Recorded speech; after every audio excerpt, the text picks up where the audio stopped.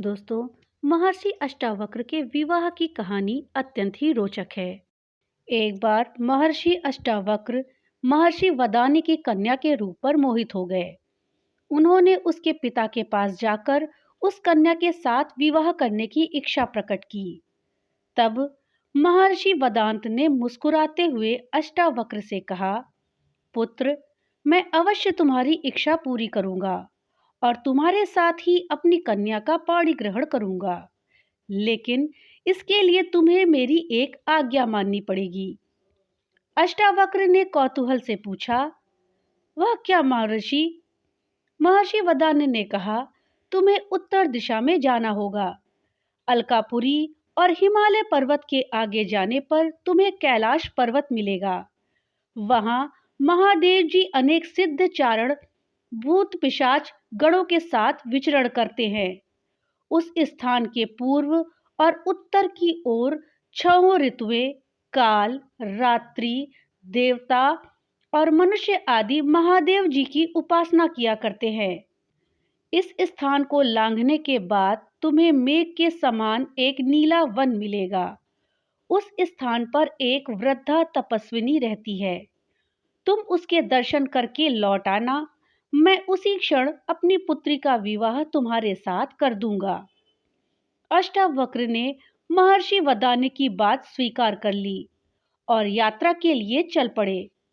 पहले तो वे हिमालय पर्वत पर पहुंचे और वहां धर्मदायिनी बाहुदा नदी के पवित्र जल में स्नान और देवताओं का तर्पण करके उसी पवित्र स्थान पर कुशासन बिछाकर विश्राम करने लगे। वहीं रात भर सुखपूर्वक सोए। प्रातः काल अग्नि प्रज्वलित करके उन्होंने वहां पर यज्ञ किया। वहीं पास में एक तालाब था जहां शिव पार्वती की मूर्ति थी। अष्टावक्र ने मूर्ति के दर्शन किए और फिर अपनी यात्रा पर चल दिए। चलते चलते वे कुबेर की नगरी में पहुंचे। उसी समय मणिभद्र के पुत्र रक्षक राक्षसगण के साथ उधर आए। ऋषि ने उन्हें देखकर कहा, हे भद्र, आप जाकर कुबेर को मेरे आने की सूचना दे दें। मणिभद्र ने कहा, महर्षि, आपके आने का समाचार तो भगवान कुबेर को पहले से ही प्राप्त हो चुका है। वे स्वयं आपका समुचित सत्कार करने के लिए आ रहे हैं। कुबेर ने आकर महर्षि अष्टावक्र का स्वागत किया और उन्हें अपने भवन में ले गए। आमोद प्रमोद के कितने ही साधन ऋषि के चित्त को प्रसन्न करने के लिए जुटाए गए। गंधर्वियों ने मधुर कंठ से गीत गाया, अप्सराएं नाची और चारों ओर तरह तरह के वाद्यों की ध्वनि से पूरा प्रासाद मस्ती से भर गया। तपस्वी अष्टावक्र इसी तरह के आमोद प्रमोद से घिरे हुए 1 वर्ष तक कुबेर के यहाँ रुके। फिर उन्हें महर्षि वदान्य की आज्ञा की याद आई और उन्होंने कुबेर से चलने की आज्ञा मांगी। कुबेर ने और ठहरने का ऋषि से काफी आग्रह किया, लेकिन अष्टावक्र अपने यात्रा पर चल पड़े। वे कैलाश, मंदार और सुमेर आदि अनेक पर्वतों को लांघकर किरात रूपी महादेव के स्थान पर प्रदक्षिणा करके उत्तर दिशा की ओर चल पड़े। कुछ ही आगे जाने पर एक सुंदर वन उन्हें दिखाई पड़ा। उस वन में एक दिव्य आश्रम था। उस आश्रम के पास अनेक रत्नों से विभूषित पर्वत, सुंदर तालाब और तरह तरह के सुंदर पदार्थ थे। देखने में वह कुबेर की नगरी से भी कहीं अधिक शोभायमान दिख पड़ती थी। वहीं अनेक प्रकार के सोने और मणियों के पर्वत दिखाई देते थे, जिन पर सोने के विमान रखे हुए थे। मंदार के फूलों से अलंकृत मंदाकिनी कलकल निनाद करती हुई बह रही थी। चारों ओर मणियों की जगमगाहट से उस दिव्य वन की कल्पना श्री से ऊंची उठ जाती थी, लेकिन उसकी समता कहीं भी मस्तिष्क खोज नहीं पाता था। अष्टावक्र यह देखकर आश्चर्यचकित से खड़े रहे। वे सोच रहे थे कि यहीं ठहरकर आनंद से विचरण करना चाहिए। इससे अधिक सुख और ऐश्वर्य कहाँ मिल सकता है। अब वे अपने लिए एक उपयुक्त स्थान ढूंढने लगे और बढ़कर उन्होंने देखा कि यह तो पूरा एक नगर है। इस नगर के द्वार पर जाकर उन्होंने पुकार कर कहा, मैं अतिथि हूँ, इस नगर के प्राणी मेरा उचित स्वागत करें। उसी समय द्वार से 7 परम सुंदरी कन्याएं अतिथि के स्वागत के लिए निकल आईं। वे कन्याएं इतनी अधिक सुंदर थीं कि उन्हें देखकर अष्टावक्र ठगे से खड़े रह गए। जिसकी तरफ आंख उठाकर देखते, उसे ही देखते रह जाते। इस तरह कुछ देर तक कामदेव ने ऋषि के अंतर में कोलाहल सा मचा दिया। वे कामवेश में आकर उन सुंदरियों की ओर देखने लगे, लेकिन फिर उन्होंने अपने तपोबल से अपने मन को वश में कर लिया। उन सुंदरियों ने कहा, आइए भगवन पधारिए, हम आपका स्वागत करते हैं। महर्षि एक भव्य प्रासाद के अंदर चले गए। वहां उन्हें सामने ही एक वृद्धा बैठी मिली। वो स्वच्छ वस्त्र पहने थी और उसके शरीर पर अनेक तरह के आभूषण थे। महर्षि को देखते ही वृद्ध उठ खड़ी हुई और उनका समुचित स्वागत करने के लिए बैठ गई। महर्षि भी वहीं पास में बैठ गए। उन्होंने उन सुंदरी कन्याओं की तरफ बढ़कर कहा, हे कन्याओं, तुम में से जो बुद्धिमती और धैर्यवती हो वही यहाँ रहे, बाकी सब यहाँ से चली जाएं। एक को छोड़कर सभी कन्याएं वहां से चली गईं। वृद्धा वहीं बैठी रही। रात होने पर महर्षि के लिए एक स्वस्थ शैया की व्यवस्था कर दी गई। जब महर्षि सोने लगे तो उन्होंने उस वृद्धा से भी जाकर अपनी शैया पर सोने के लिए कहा। उनके कहने पर वृद्धा अपनी शैया पर जाकर लेट गई। रात्रि का एक ही पहर बीता होगा कि वृद्धा जाड़े का बहाना करती हुई कांपती हुई महर्षि की शैया पर आकर लेट गई। महर्षि अष्टावक्र ने आदर के साथ उसे लेट जाने दिया। थोड़ी देर बाद ही वह वृद्धा कामातुर होकर अष्टावक्र के शरीर का आलिंगन करने लगी। यह देखकर महर्षि काष्ठ के समान कठोर और निर्विकार पड़े रहे। अष्टावक्र को इस तरह अविचलित देखकर वृद्धा ने कहा, हे भगवान, पुरुष के शरीर का स्पर्श करने मात्र से ही स्त्री के अंग अंग में कामोद्दीपन हो उठता है। स्त्री उस समय किसी तरह अपने मन को वश में नहीं रख सकती, यही उसका स्वभाव है।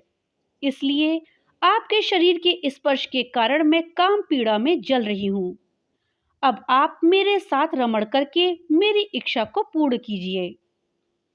हे ऋषि, मैं जीवन भर आपकी कृतज्ञ रहूंगी। यही आपकी तपस्या का अभीष्ट फल है। मेरी यह सारी संपत्ति आपकी ही है। आप यही मेरे पास रहिए। देखिए, हम यहाँ अलौकिक और लौकिक अनेक प्रकार के सुख भोगते हुए रहेंगे। हे नाथ, अब इस तरह मेरा तिरस्कार ना कीजिए, क्योंकि इससे मेरी आत्मा को बड़ा कष्ट पहुंचेगा। पुरुष संसर्ग से बढ़कर स्त्रियों के लिए श्रेष्ठ सुख नहीं है। काम से पीड़ित होकर स्त्रियां स्वेच्छाचारिणी हो जाती हैं। उस समय तपी हुई बालू या फिर कठोर शीत का विचरण करने से भी उनको तनिक भी कष्ट नहीं होता। आप किसी भी तरह मेरी अतृप्त कामना को तृप्त कीजिए। वृद्धा की प्रार्थना सुनकर अष्टावक्र बोले, हे देवी, मैं एक तपस्वी हूँ और बचपन से अभी तक पूर्ण रूप से ब्रह्मचारी रहा हूँ। किसी भी स्त्री का शरीर मैंने स्पर्श नहीं किया। धर्मशास्त्र में व्यभिचार की बड़ी निंदा की गई है, इसलिए किसी तरह का पाप करते हुए डरता हूँ। मेरा उद्देश्य तो विधि पूर्वक विवाह करके पुत्र उत्पन्न करना है और उसी हेतु मैं अपनी स्त्री के साथ ही संभोग करूंगा।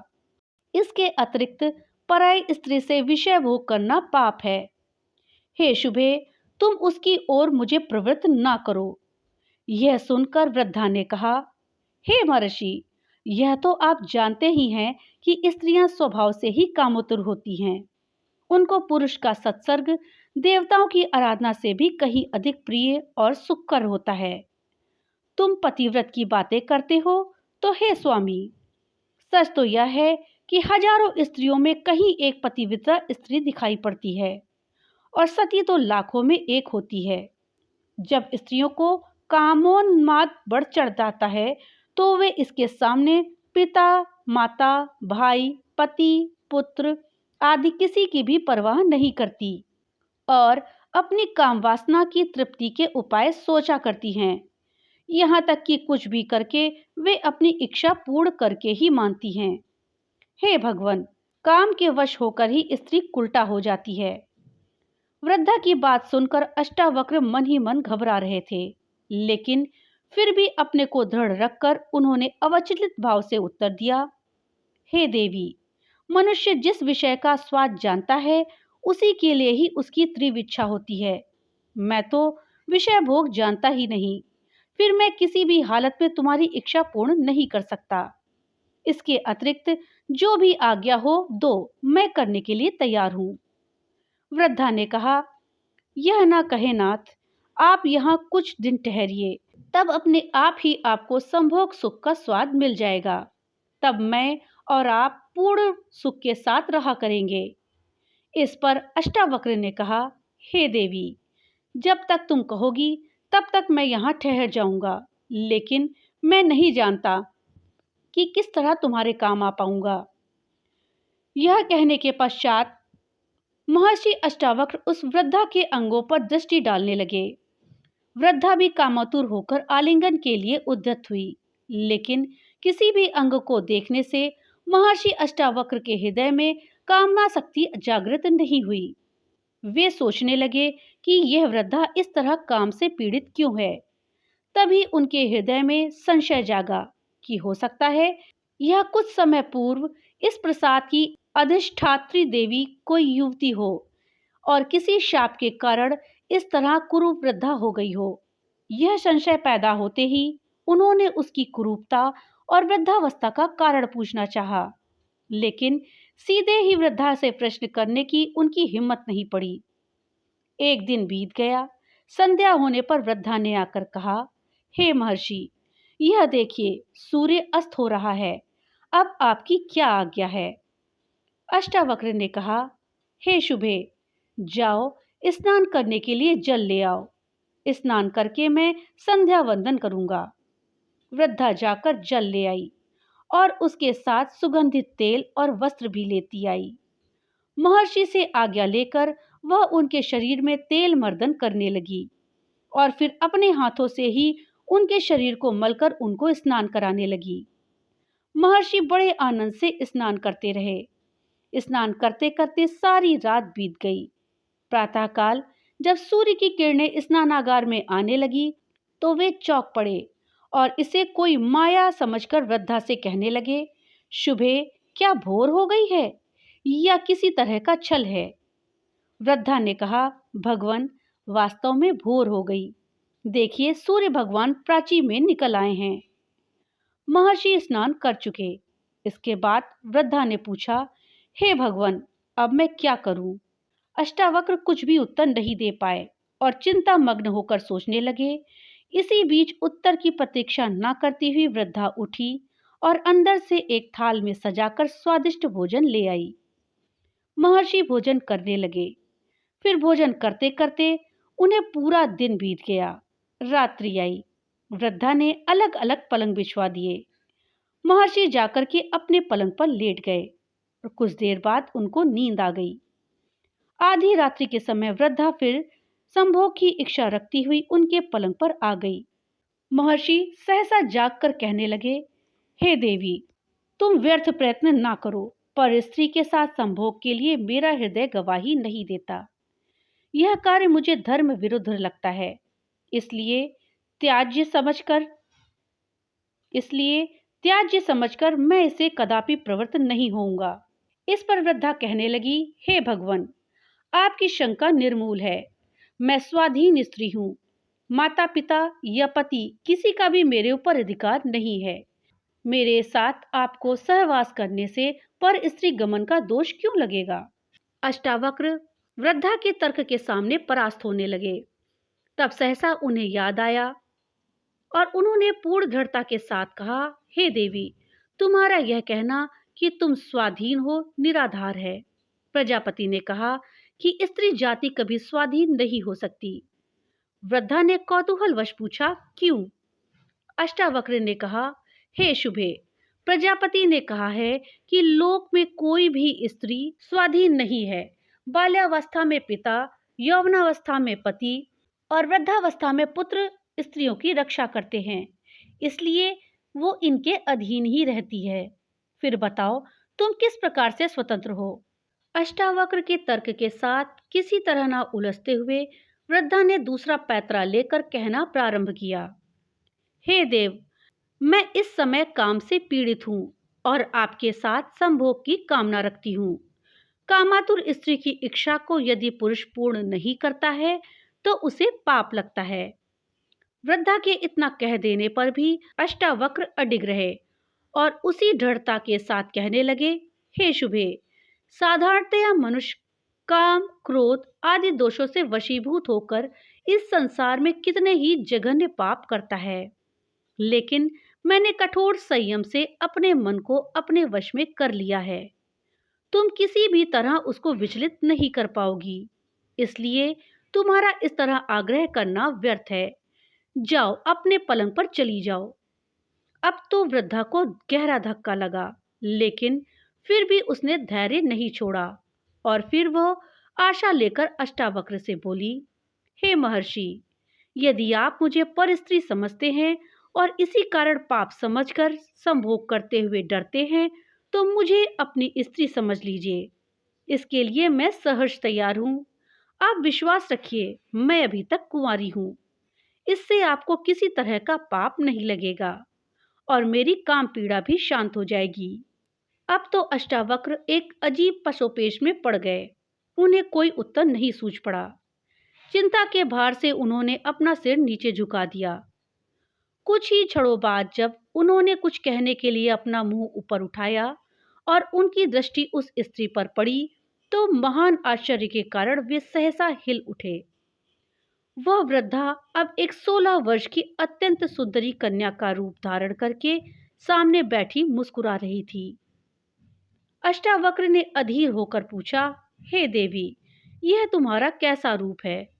मेरी समझ में कुछ नहीं आ रहा है कि तुम कौन हो।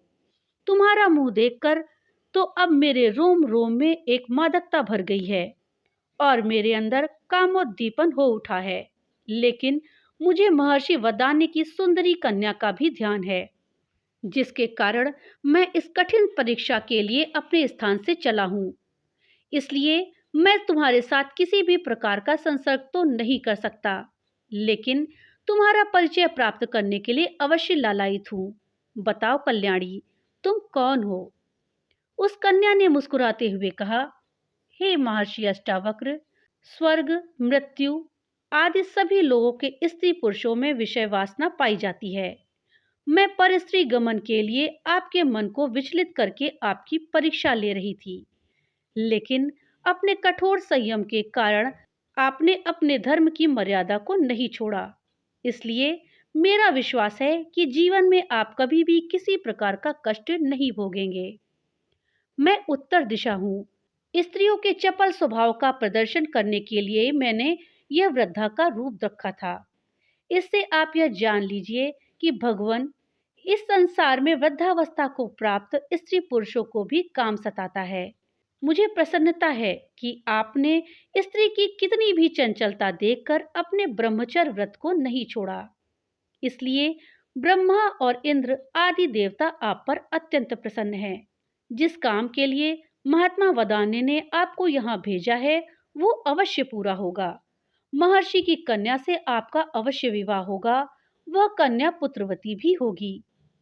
अष्टावक्र यह सुनकर अत्यंत प्रसन्न हुए और उस देवी से चलने की आज्ञा मांगने लगे। उत्तर दिशा ने आदर के साथ अष्टावक्र को विदा कर दिया। जब वे लौटकर महर्षि वदान्य के पास आए, तो उन्होंने उनसे उनकी यात्रा का सारा वृत्तांत पूछा और फिर अपने मन में पूर्णतः संतुष्ट होते हुए अपनी कन्या का पाणिग्रह उनके साथ कर दिया।